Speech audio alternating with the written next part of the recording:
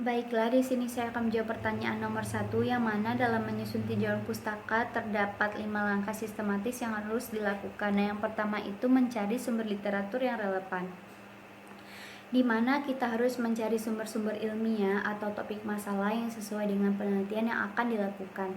Nah, adapun masalah yang sering terjadi dalam mencari sumber literatur yang relevan ini, yaitu tidak membandingkan antara hasil jurnal atau hasil referensi yang telah ditemukan dengan yang akan kita lakukan. Nah, cara mengatasinya yaitu kita benar-benar harus mencari beberapa referensi dari jurnal yang internasional, lalu kita bandingkan dengan hasil-hasil yang telah diuji, lalu dibandingkan lagi dengan hasil yang akan kita lakukan, sehingga kita mendapatkan hasil yang akurat, sehingga jurnal tersebut bisa kita pakai untuk penelitian kita.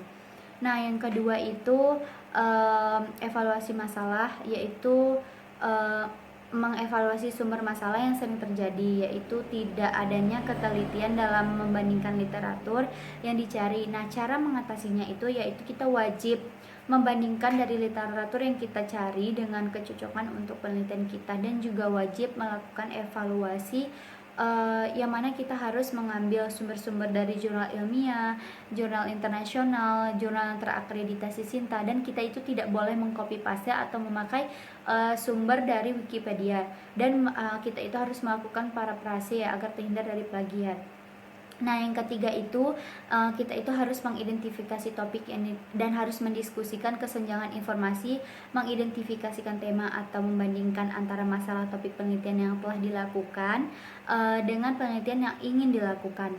Lalu membandingkan apakah topik tersebut topik yang relevan untuk dijadikan isi dalam penelitian nanti gitu.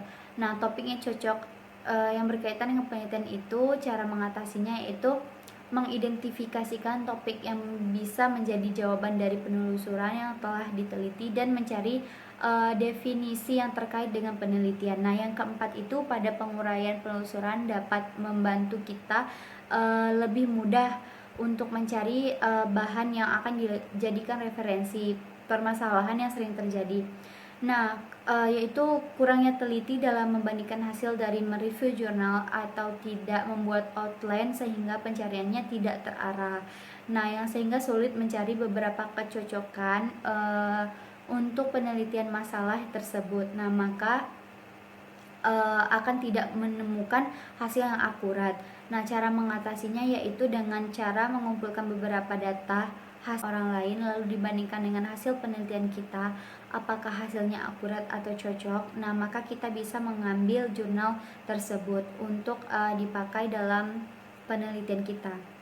Nah, yang kelima itu menulis tinjauan literatur, yang mana masalah yang telah terjadi ini tidak menulis hasil yang telah dicari dengan membandingkan sumber literatur, dan tidak meringkas apa yang telah dicari.